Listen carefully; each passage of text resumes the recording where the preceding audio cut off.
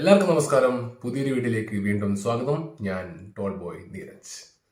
ആസിഫ് അലി നായകനാകുന്ന ദിൻജിത്ത് അയ്യത്താൻ സംവിധാനം ചെയ്ത കിഷ്കിന്ധാകാന്ഡം എന്ന സിനിമ എനിക്ക് തോന്നുന്നു മലയാളത്തില് ഇതുവരെ ഇറങ്ങിയിട്ടുള്ള മികച്ച തിരക്കഥകൾ നോക്കുകയാണെങ്കിൽ ഏറ്റവും ടോപ്പ് ലെവലിൽ നിൽക്കുന്ന, നമുക്ക് എപ്പോഴും എടുത്തു പറയാൻ പറ്റുന്ന റിപ്പീറ്റഡ് വാല്യൂ ഉള്ള ഒരു തിരക്കഥയാണ് ഈ സിനിമയുടേത്. ബാഹുൽ രമേശാണ് കഥ, തിരക്കഥ, ഡയലോഗ്സ് ഒക്കെ എഴുതിയിരിക്കുന്നത്. ആള് തന്നെയാണ് ഇതിന്റെ DOP, സിനിമാറ്റോഗ്രാഫി എന്ന് പറയുന്നത്. അതിന്റെ ഒരു ഗുണം എന്ന് പറയുന്നത്, ഈ തിരക്കഥ എഴുതിയ ആള് തന്നെ ക്യാമറ കൈകാര്യം ചെയ്യുമ്പോൾ ഓരോ ആംഗിൾസും എങ്ങനെ വരണം, അല്ലെങ്കിൽ ഓരോ ക്യാരക്ടറിന് ഈവൻ ചെറിയ ഒരു മൈന്യൂട്ട് സെക്കൻഡിൽ വരുന്ന കാര്യങ്ങൾക്ക് പോലും, സബ്ജക്റ്റിന് പോലും എത്രത്തോളം ഒരു ഇമ്പോർട്ടൻസ് കൊടുക്കണം, അല്ലെങ്കിൽ ഒരു ആംഗിൾ കൊടുക്കണം എന്നുള്ളത് കൃത്യമായിട്ട് അദ്ദേഹത്തിന് അറിയാൻ പറ്റും.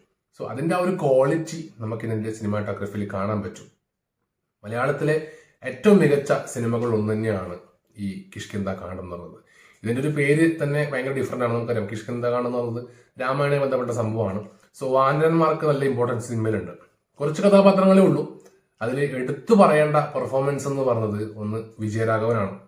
അപ്പുപിള്ള എന്ന കഥാപാത്രമാണ് അദ്ദേഹം അവതരിപ്പിക്കുന്നത്. ഒരു നാടക നടനായതുകൊണ്ട് തന്നെ, സിനിമയിലേക്ക് വന്നതുകൊണ്ട് തന്നെ അദ്ദേഹത്തിന് ഈ ഒരു പ്രായമുള്ള ക്യാരക്ടർ എത്രത്തോളം അനായാസമായിട്ട് കൈകാര്യം ചെയ്യാൻ പറ്റുന്നത് നമുക്ക് ഈ സിനിമ കാണുമ്പോൾ മനസ്സിലാവും. അപ്പുപിള്ള എന്ന് പറഞ്ഞ കഥാപാത്രത്തെ ഭയങ്കര രസമായിട്ടാണ് ഇതിൽ വിജയരാഘവൻ അവതരിപ്പിച്ചിരിക്കുന്നത്. ഈ ഒരു കഥാപാത്രം ഒരു പ്രായമായിട്ടുള്ള ഒരു വൃദ്ധനാണ്. അതുകൊണ്ട് തന്നെ ആ ഒരു പ്രായത്തിന്റെ പ്രശ്നങ്ങള്, ഓർമ്മക്കുറവ്, അങ്ങനത്തെ ഒരുപാട് കാര്യങ്ങളെ പുള്ളി എക്സ്പാൻഡ് ചെയ്തിരിക്കുന്ന രീതി ഭയങ്കര രസമാണ്. ഇതോടൊപ്പം തന്നെ നമുക്ക് ആസിഫ് അലിയുടെയും അപർണ ബാലമുരളിയുടെയും പേര് പറയണം. നമുക്കറിയാം, അപർണ ബാലമുരളി മികച്ച നടിക്കുള്ള നാഷണൽ അവാർഡ് മേടിച്ചാണ്. നല്ലൊരു പെർഫോമൻസ് ആണ്, വളരെ സിമ്പിൾ ആയിട്ടുള്ള പെർഫോമൻസ് ആണ്. ഇപ്പോ രായനിലെ സിനിമയിൽ പുള്ളിയുടെ ക്യാരക്ടർ നമ്മൾ കണ്ടതാണ്. സോ അതിന് ഡിഫറെന്റ് ആയിട്ടുള്ള ഒരു സോഫ്റ്റ് ആയിട്ടുള്ള, എന്നാൽ തന്നെ എന്തൊക്കെയോ ആവശ്യങ്ങൾ നേടിയെടുക്കാൻ ആഗ്രഹിക്കുന്ന ഒരു ക്യാരക്ടറാണ്. ഭംഗിയായിട്ടാണ് പുള്ളി അത് ചെയ്തിരിക്കുന്നത്.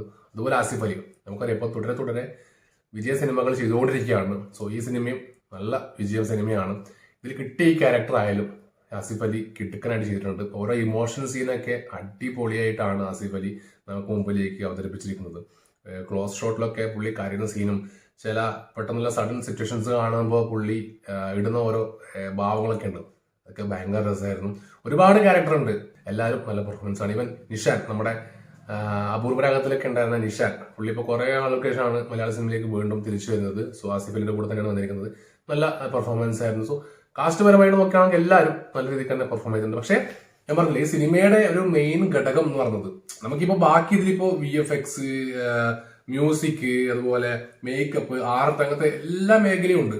പക്ഷെ നമുക്ക് ഇതിലൊക്കെ എടുത്തു പറയണതൊക്കെ സംഭവമായിട്ട് ഭയങ്കര എന്താ പറയാ, ബാഹുബലി എന്നൊക്കെ പറഞ്ഞതൊക്കെ ആ രീതിക്കൊന്നുമല്ല ഈ സിനിമയെ അവര് ചെയ്തു വെച്ചിരിക്കുന്നത്. വളരെ സിമ്പിൾ ആയിട്ടുള്ള, നമ്മൾ ഈ ദിലീഷ് പോത്തന്റെ സിനിമകളൊക്കെ കണ്ടിട്ടില്ലേ, ആ ഒരു ടൈപ്പ് ഓഫ് രീതിക്കാണ് എടുത്തിരിക്കുന്നത്. ശരിക്കും ഇതൊരു ഇമോഷണൽ സസ്പെൻസ് ത്രില്ലർ ആണ് ഈ സിനിമ എന്ന് പറയുന്നത്. ഈ സിനിമയുടെ എൻഡിങ്ങിൽ, അതായത് ക്ലൈമാക്സിലാണ് നമുക്ക് അതുവരെ ഭയങ്കര സസ്പെൻസിലാണ് ഈ സിനിമ കൊണ്ടുപോവുക. സ്ലോ പേസ് ആട്ടോ ഈ സിനിമ, ഭയങ്കര സ്ലോ പേസിലാണ് പോകുന്നത്. സെക്കൻഡ് ഹാഫിന്റെ ഒരു പകുതി വരെ ഭയങ്കര സ്ലോ പേസിലാണ് പോകുന്നത്. പിന്നെയാണ് ഇതിന്റെ ഗ്രാഫ് അങ്ങ് മുകളിലേക്ക് വരുന്നത്. സോ അതുവരെ നമ്മളെ കൊണ്ട് ചിന്തിപ്പിക്കും, ഇതെങ്ങനെയാണ് ഇങ്ങനെ സംഭവിച്ചത്, ആരാണ്, എങ്ങനെയാണ്, എപ്പോഴാണ്, എവിടെയാണ്, അങ്ങനത്തെ ഒരുപാട് സംശയങ്ങൾ നമ്മുടെ മനസ്സിൽ തന്നുകൊണ്ടാണ് ഇത് ക്ലൈമാക്സിലേക്ക് എത്തുക. ആ ക്ലൈമാക്സിലേക്ക് എത്തുമ്പോൾ ഇതിന്റെ യഥാർത്ഥ ആ ഒരു റിസൾട്ട് അറിയണ സമയത്ത് ശരിക്കും നമുക്കൊക്കെ ഭയങ്കര ഒരു ഫീൽ ഉണ്ടാവും. എനിക്ക് തോന്നുന്നു തിയേറ്ററിനകത്ത് ഹൗസ്ഫുൾ ആയിരുന്നു. കുറെ നാളുകൾക്ക് ശേഷമാണ് ഒരു സിനിമ അവസാനിക്കുമ്പോൾ പ്രേക്ഷകർ കൈയടിക്കുന്ന രംഗം ഞാൻ കാണുന്നത്. That means they all enjoyed. അവരെല്ലാവരും നന്നായിട്ട് ഈ സിനിമ എൻജോയ് ചെയ്തു എന്നുള്ളതാണ്. സോ മൊത്തത്തിൽ സിനിമ എന്ന് പറയുന്നത് അടിപൊളിയാണ്. എനിക്ക് തോന്നുന്നു ഇപ്പോൾ ഉള്ളൊഴുക്ക് എന്നുള്ള സിനിമയ്ക്ക്, ഉള്ളൊഴുക്കാണോ ഇതാണെന്നറിയില്ല, ഇത് സിനിമയ്ക്കാണല്ലോ നമുക്ക് റീസെന്റ് ഇപ്പോൾ മികച്ച തിരക്കഥയ്ക്കുള്ള അവാർഡ് കിട്ടിയത്. എനിക്ക് തോന്നുന്നു ഈ തിരക്കഥയും ഇതിന്റെ കൂടൊപ്പം തന്നെ സബ്മിറ്റ് ചെയ്തിരുന്നെങ്കിൽ ചിലപ്പോൾ ഇതിന് അത്യാവശ്യം നല്ലൊരു സ്പേസ് കിട്ടിയേനെ എന്നുള്ളതാണ്. പക്ഷെ ഈ സിനിമ ശരിക്കും പറഞ്ഞാൽ നമുക്ക് ഈ ഒരു തിരക്കഥയുടെ യഥാർത്ഥ സ്ട്രെങ്ത് കാണിച്ചു തരും. മലയാളത്തിൽ ഇത്തരം തിരക്കഥയുള്ള സിനിമകൾ ഇറങ്ങിയത് കുറവാണ്. ഇത് നമുക്ക് ഒരു എന്താ പറയാ മൈൽ സ്റ്റോൺ എന്ന് വേണം തന്നെ പറയാൻ പറ്റും.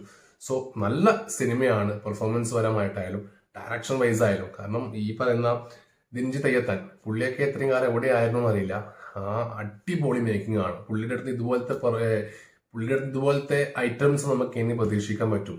സോ നിങ്ങൾ ഒന്നും പ്രതീക്ഷിക്കാണ്ട്, ഇതിൽ ഈ പ്രത്യേകിച്ച് പറഞ്ഞ വലിയ വലിയ പാട്ടോ അല്ലെങ്കിൽ കോമഡിയോ ഫൈറ്റോ അങ്ങനെ സംഭവങ്ങളൊന്നുമില്ല.